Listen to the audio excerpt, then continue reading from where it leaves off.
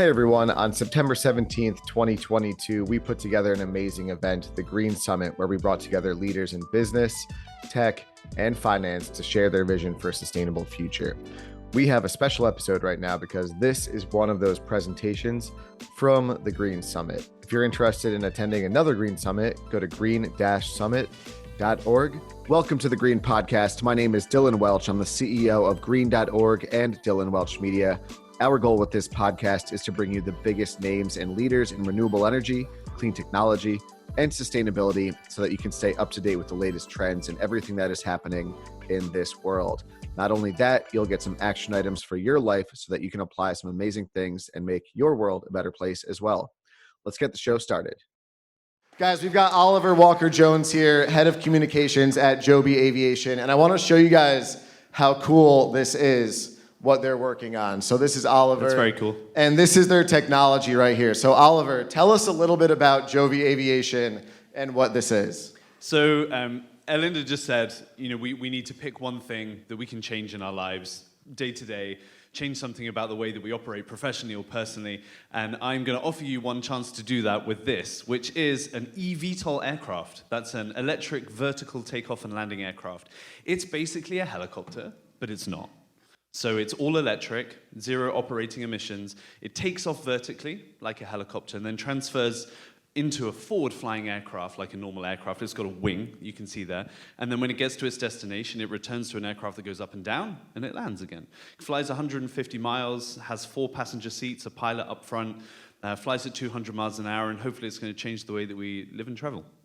Amazing. How cool is that, guys? Seriously, when Joby said they were going to come up here, I was like, yes. All right, so Oliver, tell us a little bit about you and your background, because I know you've worked in this space for quite some time. So how did you get into it? So my introduction to sustainability came relatively early in my career when I accepted a job. They were like, hey, we need a head of communications. I'm like, cool, I can do that. And I joined this company, and they're like, oh, by the way, you're also going to be the head of sustainability. And I didn't know that when I accepted the job. And I turned up day one, and it was a cement company. And the thing is, cement companies not sustainable. So cement is terribly bad for the environment, costs a huge amount of energy to make. It's also boring, grey, cold, ugly, and lasts forever. And so, but what it did was kind of pique my interest into how we can do things a little bit differently. So we had a line of green products, but what it really set off in my heart was a way to have a professional impact where we could change the environment. And so I went off after that to follow my passion, which was aviation. And I took a role with Rolls-Royce. Rolls-Royce make their ginormous jet engines you see on the passenger jets that take you on vacation. And it's really exciting. They make tons of noise, and they burn all the dead dinosaurs. It's like super fossil fuel. And then one day there came a new version of flying that was emissions-free, and it's super, super close to reality. And so I took the opportunity to step across into the startup world. I moved to Germany. I worked for a company doing something similar, and then I came to the US to work for this company. And so the idea is that we take travel and flight as we know it, and we utilize new technology, much of which was developed for like the EV car industry, and we turn it into something that we can use to fly.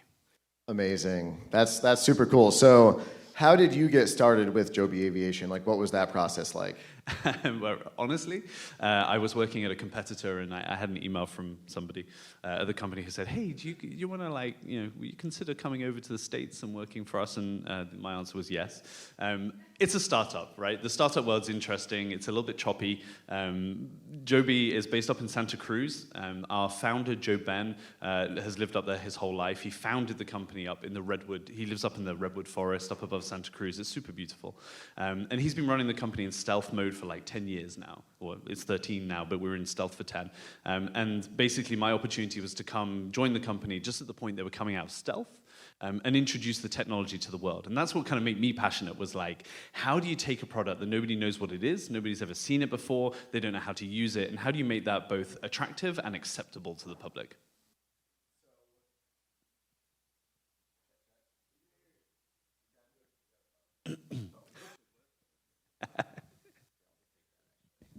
So kind of a funny story. I was like, Oliver, would you be able to bring down the Joby for the Green Summit? And he was like, yeah, no, sorry, we can't do that. Maybe next year. But so what's sort of the day-to-day life like at Joby? Because I know you're a startup, you've got the prototype, it's being built. So what's sort of like happening right now in this day and age at Joby? Thank you. So we've been going at it for a long time, right? We listed on the New York Stock Exchange last year. We have 1,300 people, so yeah, we're a startup, but we're growing pretty quick. And the idea is that we get this technology to market as soon as possible so that people like you, people like me can have a go. And so what we do today is we develop this aircraft. We have it. I mean, that's a real aircraft in that picture. We fly it. We fly it pretty much every day up at Marina. So if ever you're kind of hanging around near Monterey and you pop up to Marina, you can see it flying every day. The idea is we need to get it certified. So the FAA have to say, yeah, this is safe. It's like a commercial jet that you would get on, and it's ready for customer use. And that's kind of our number one mission, is make sure we have an aircraft we can use. And then second, from my perspective, which is kind of the other key thing that we do as a business, is like, how do we make sure that there's a market for it, that people understand how to use it, that they want to use it, that we have the opportunities in the world to use it. So you work as a head of communications. This is obviously an event where we're using communications, we're using digital media. People are streaming this around the world. Where do you kind of see the importance and sort of the combination of communications and sustainability happening? So I think what we have to be very careful of in the world is like coming up with solutions to problems that don't exist. And it's kind of easy to do, and you can spend all your life working on something. But so the communication element of this is, the first time you say it, you're like, hey, I work in flying taxis, and everyone goes, wow, cool. It's like the Jetsons in real life. And then people kind of go through a thought process of like, but well, how do you get on it? Where does it land? Does it land in my house? Does it land in the garden? And the answer is actually, in reality, certainly for the first, 5 or 10 years of service, it's going to be landing at like a heliport or a dedicated facility downtown.